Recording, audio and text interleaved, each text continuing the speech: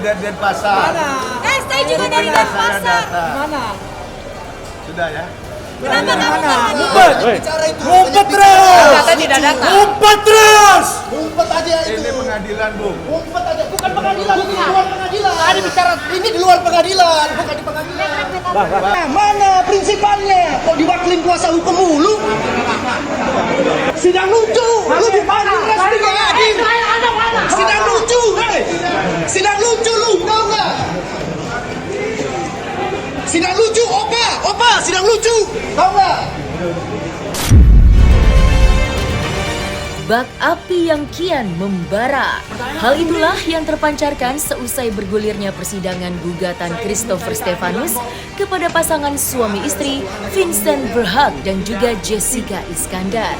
Tidak bisa menahan emosi lantaran pihak Steven tidak hadir dalam jalannya sidang, Vincent dan Jedar nampak tidak bisa menahan amarahnya ketika keduanya berpapasan dengan pihak kuasa hukum lawan yang ternyata kedapatan berada di lokasi persidangan.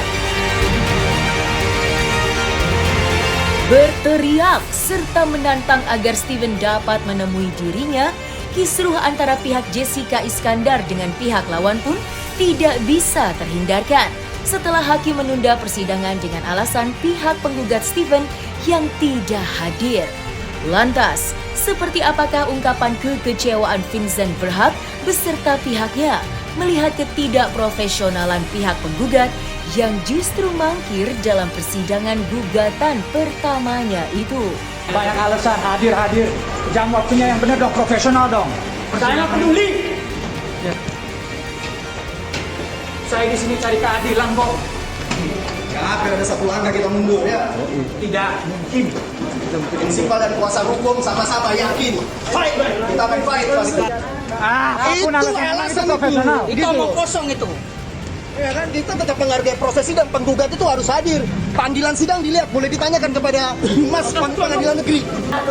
Di buku ada. Ini tim saya sudah bawa absen di sana. Makanya tadi barusan kita koordinasi sama PP. PP juga heran karena di buku daftar hadir kita ada.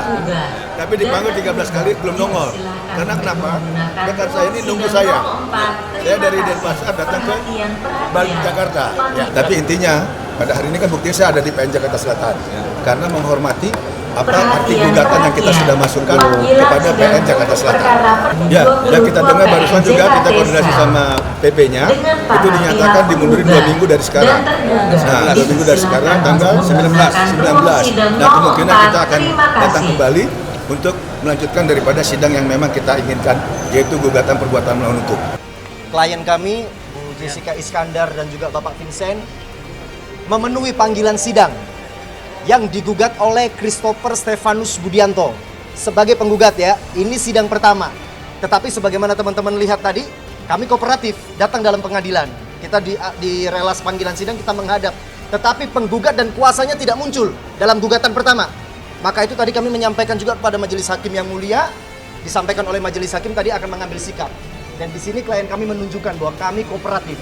Tetapi penggugat atau kuasa hukumnya tidak hadir di dalam persidangan pertama, sehingga tadi persidangan tetap dilanjutkan dengan pemeriksaan legalitas surat kuasa dan sebagainya. Sangat kecewa, saya juga berharap pihak sebelah hadir. Apalagi untuk mediasi dan cari jalur yang terbaik kan buat kita berdua.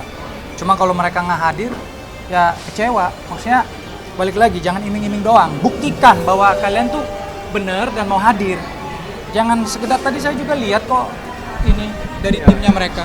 Kami melihat penggugat kuasanya sudah melaporkan, tetapi di saat dipanggil oleh pengadilan untuk mulai sidang tidak muncul. Ini lucu, kan gitu kan? Hadir, ada absensinya, tetapi di saat dipanggil sidang 9 kali dipanggil oleh Megafon tadi, tetapi tidak hadir. Kuasanya ataupun prinsipalnya yang bernama Christopher Stefanus Budianto tidak menghadap pada sidang pertama. Tidak ada alasan yang lain.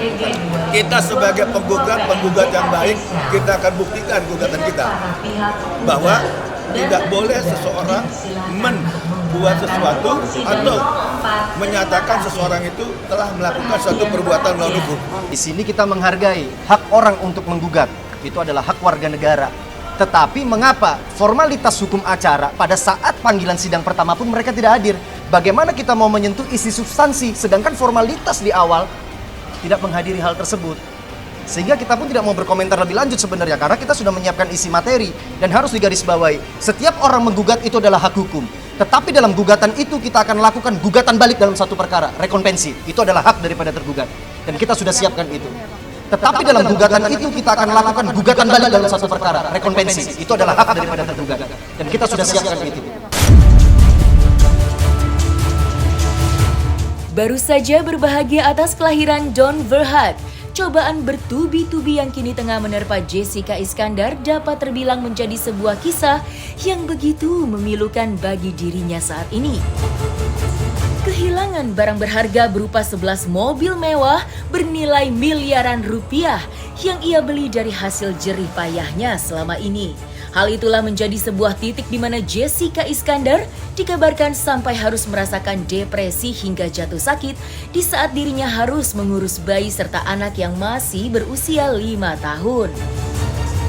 Kian merasakan pedihnya tatkala menyadari jika dirinya telah terjerat dalam hasutan Steven, maka seperti inilah curhat kepiluan Jessica Iskandar yang justru dilaporkan balik oleh pihak yang telah mengelabui dirinya itu.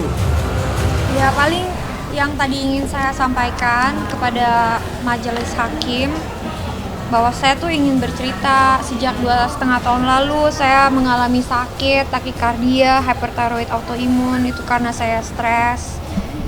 Sebab itu saya memutuskan tuh berhenti kerja, pindah ke Bali demi kesehatan saya gimana pun juga. Saat itu kan saya punya anak umur 5 tahun El-Barak, jadi saya harus sehat, saya harus berjuang. Saya berhenti kerja, saya pindah ke Bali, terus pelan-pelan saya udah mulai membaik, saya ketemu suami saya Vincent, kita nikah, saya hamil, sampai saat ini saya pikir saya udah bisa bahagia, saya udah seneng banget. Saya pikir, wah doa-doa saya terjamah sama Tuhan. Tapi ternyata 5 bulan yang lalu waktu saya ngelahirin, saya harusnya bahagia, saya harusnya bersyukur, tapi saya ditimpa lagi musibah ini. Langsung stres level saya naik lagi, saya sakit-sakit lagi, air susu saya juga sempat nggak keluar, hyperthyroid saya kambuh sekarang, tapi saya nggak bisa minum obat karena saya masih menyusui. Jadi saya ngerasa saya sebagai ibu 2 orang anak, apalagi saya masih punya bayi yang masih umur 5 bulan, saya harus ninggalin El-Barak di Bali, terus sekarang saya harus ninggalin bayi saya di rumah padahal dia butuh susu. Tadi juga saya tinggal kesini, dia nangis-nangis. Gimana ya rasanya saya sebagai seorang ibu seperti tercabik-cabik gitu. Kita tinggal di Bali, dari Bali saya harus bawa istri dan anak, usianya mau 5 bulan. Demi apa? Demi pengadilan hari ini, panggilan hari ini, karena saya menghormati, saya nggak mau melanggar, saya nggak mau. Buat apa saya melanggar, ya kan? Tapi ya dari pihak sebelah mana, gitu loh. Jangan kita doang yang capek-capek. Saya menghormati Indonesia dengan hukumannya, panggilannya saya bilang kok sama istri, ayo semangat kita bisa sayang, kita bisa, ayo. Kita baik kok, kita orang hebat, kita nggak boleh takut, kita ngadepin aja udah, ya kan? Tapi pihak sebelah mana? Bolak-balik. El-Barak kan sekolah di Bali, harus kita tinggal. Kita nggak bisa bawa dia sama oma-opanya yang di Bali, karena dia masih sekolah. Masa ya anak usianya 8 tahun harus terganggu edukasinya gara-gara masalah ginian, gitu loh. Sayang dong, kesian anaknya dong. Ikut stres, lihat mamanya, papanya stres, jadi penasaran ada apa. Kan nggak sehat itu buat anak. Apalagi usia 8 tahun. Nah, apalagi yang 5 bulan, itu kan bisa merasakan. Ibunya tuh lagi stres, lagi sedih, lagi apa. Coba, dari pihak sebelah ada nggak pikiran ke sana? Hati nurani kalian tuh mana dari pihak sebelah? Disinilah ujiannya, dimana kita harus ada buat dia, harus ada buat saya harus ada buat dia. Walaupun di media tuh saya dihujat, dibom, di apa. Aduh, nggak ngaruh kayak gitu-gitu. Saya tahu saya benar, saya tahu saya harus support istri. Apapun yang orang-orang itu menyatakan di media bahwa aku juga terlibat apa segala, terserah. Mereka juga punya hak, nggak apa-apa. Saya juga nggak peduli. Yang penting saya bikin istri nyaman, udah itu aja. Kenapa? Dia masih harus menyusui anak saya yang usianya 5 bulan. Saya berusaha untuk ikhlas, saya berusaha untuk lapang dada menjalani semua proses ini. Tapi saya kan tetap gimana pun juga saya manusia, batin saya sama hati saya sudah terluka. Yang pasti saya sebagai pribadi, saya tetap optimis hukum di Indonesia akan ditegakkan.